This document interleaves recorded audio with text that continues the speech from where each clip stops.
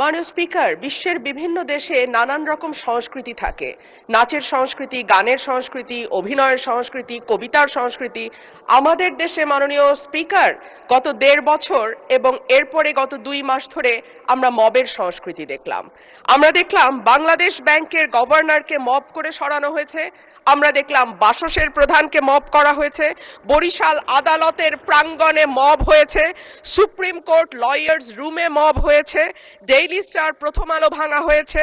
চট্টগ্রামে ১.৫ বছর আগে নেচে গেয়ে নাচ এবং গানের মাধ্যমে মব তৈরি করে ছিনতাইকারী সন্দেহে পিটিয়ে মারা হয়েছে। কুষ্টিয়ায় একজন কথিত পীরকে পিটিয়ে মারা হয়েছে কিছুদিন আগে। মাননীয় স্পিকার, মাননীয় স্বরাষ্ট্রমন্ত্রী আজকে উপস্থিত আছেন। উনি একবার না, দুইবার না, কয়েক দফা আমাদেরকে আশ্বস্ত করেছিলেন বাংলাদেশে আর মবের কালচার হবে না। কিন্তু আমরা দেখলাম একটির পর একটি জায়গায় মবের ঘটনা ঘটেই চলেছে।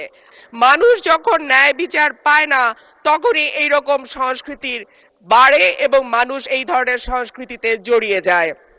মানুষের মধ্যে হতাশা আছে, মানুষের মধ্যে ক্ষোভ আছে।